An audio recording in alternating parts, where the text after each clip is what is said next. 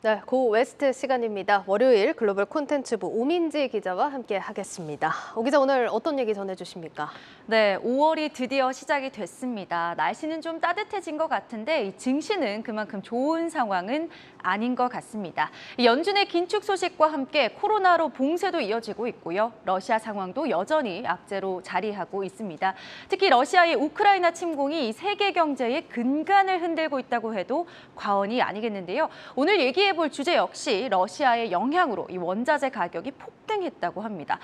오늘 이 원자재가 시골에서 자주 맡을 수 있는 냄새인데 이 고약한 냄새의 주인공 누군지 아시겠나요? 고약한 냄새 시골이라고 하면 네. 비료 아닐까요? 맞습니다. 비료 냄새? 이 비료 냄새가 좀 고약하다 이런 이야기들 많이 하는데요. 네. 오늘은 올라도 너무 올라버린 이 비료에 대해서 이야기해 보겠습니다. 사실 비료가 농사할 때 또 빠지면 안 되는 필수 요소인데 농가에 좀 타격이 크겠네요. 맞습니다. 이 농작물들이 자라면서 이 토지의 양분을 먹고 자라잖아요. 네. 그래서 재배 이후에는 이 토지를 반드시 좀 비옥하게 만들어줘야 합니다. 그때 필요한 게 바로 이 비료죠. 이 비료 가격이 2008년 이후 14년 만에 최고치를 기록하면서 농업 시장에 대란이 일어나고 있다고 합니다. 특히 세계 2위 곡물 수출 국가인 브라질이 러시아산 비료에 의존하고 있는데요. 네. 이 경제 제재로 이 비료 공급이 어려운 상황입니다. 그러면서 옥수수 등 곡물 가격이 오르고 있고 결과적으로 인플레를 부추기는 요인으로도 꼽히고 있습니다. 오늘은 이 비료 가격이 오르면서 어떤 영향이 있는지 주식시장 살펴보겠습니다. 네, 요즘 뭐 곡물가가 폭등해서 걱정이라고는 하지만 이 곡물을 키우는 비료값도 올랐다면 농업시장 정말 문제가 크게 될 것 같습니다. 얼마나 오른 겁니까, 이게? 이 세계은행에서 산출하고 있는 비료 가격 지수가 있습니다. 네. 2010년의 비료 가격을 100으로 해서 이를 비교해 보는 건데요. 지난 3월, 올해 3월이죠. 237.60을 기록했습니다. 네. 전년 동기인 21년 3월에는 67.44를 보였는데요. 이 전년 동기보다 2.3배나 높아진 수준입니다. 이렇게 비료값이 치솟는 이유는 이번에도 러시아의 우크라이나 침공 때문입니다. 러시아는 전 세계 비료 시장의 20%를 차지하고 있는데요. 그만큼 비료 시장에서 장악력이 있는 겁니다. 그런 러시아가 비료를 무기화하는 모습을 취하면서 이 비료 시장에 적신호가 내려진 거죠. 러시아는 지난해부터 정해진 양만 비료를 수출하는 비료 수출 쿼터제를 시행했는데요. 원래는 작년 말부터 다음 달까지 한시적으로 시행될 예정이었는데 러시아가 이 기한을 내년 봄까지 1년 더 연장한 겁니다. 정말 큰일입니다. 그런데 주식시장이 재밌는 건 이런 사안에도 수혜를 받는 기업과 업종 분명히 있다는 겁니다. 오늘 살펴본다고 했는데 어떤 기업입니까? 네, 이 비료값이 오르면서 식량 생산의 차질을 빚고 있다는 점은 굉장히 안타까운 점입니다만 네. 주식시장에서 수혜를 보고 있는 기업 짚어보겠습니다. 오늘의 기업 CF 인더스트리스 홀딩스입니다.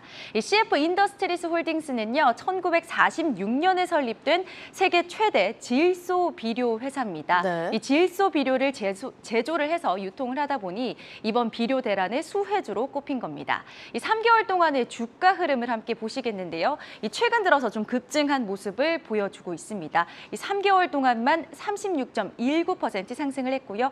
1년 전과 비교를 했을 때는 무려 99.12%나 주가가 올랐습니다. 1년 만에 거의 100% 상승을 해준 겁니다. 뭐 질소 비료 업계 중에서도 특히나 이 CF 인더스트리스 홀딩스 주가가 많이 오른 이유가 있을까요? 네, 이름도 좀 길고 어렵긴 한데요. 맞아요. 이 CF 인더스트리스 홀딩스 가장 큰 수혜가 기대되는 이유는요. 이 천연가스 공급 문제와도 좀 연관이 있습니다. 이 비료의 주 원료인 암모니아 질소는요. 천연가스에서 추출이 됩니다. 이 유럽의 경우 러시아산 천연가스 의존도가 40% 수준으로 높은 편입니다. 반면 CF 인더스트리스 홀딩스는 북미에 있는 천연가스를 비교적 좀 효율적으로 이용할 수 있습니다. 그래서 강점이 있는 거죠. 특히 이 질소의 비료의 경우는 CF 인더스트리스가 세계 최대로 잘하고 있는 기업이기 때문에 실적 개선이 기대되는 부분이기도 합니다. 또 한 가지 짚어볼 만한 점은 ESG에 대한 관심도가 높아지고 있다는 점 역시 이 기업에 대해 좀 긍정적인 요소로 작용하고 있습니다. 맞습니다. 이 기업 이렇게 살펴보니까 친환경적인 측면에서 많이 주목을 받던데 어떤 얘기입니까? 네, 이 CF 인더스트리스 홀딩스는 세계 최대 암모니아 생산 기업이기도 합니다. 네. 암모니아는 수소를 저장하고 또 수소 수송하기 위해서 중요한 역할을 하기도 하고요. 그 자체로도 친환경적인 연료가 될 수 있습니다.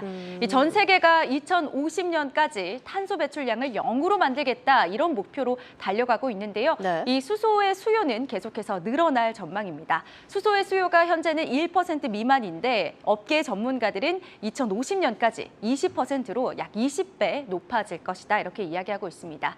이 기업도 이 사업에 적극적인 모습을 계속 보이고 있고요. 현재도 잘하고 있는 사업이기 때문에 긍정적이다 이렇게 보고 있는 거죠.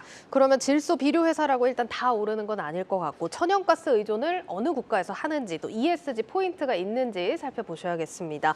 뭐 들어보니까 월가 전망 당연히 좋을 것 같은데 어떻습니까? 네, 월가의 전망도 좀 긍정적인 부분입니다. 주가가 많이 오르기도 했지만요. 여전히 월가는 상승에 베팅을 하고 있는데요. 네. 세계의 투자기관들이 제시하고 있는 목표 주가를 함께 보시겠습니다. 좀 줄줄이 상향을 하고 있는 모습입니다.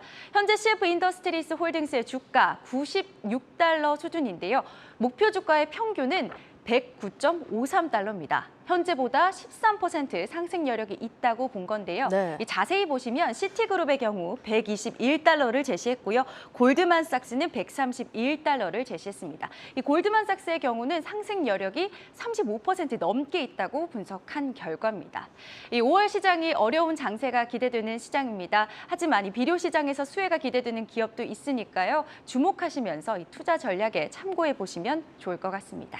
네, 오늘 내용 여기까지 듣겠습니다. 고웨스트 오민지 기자였습니다.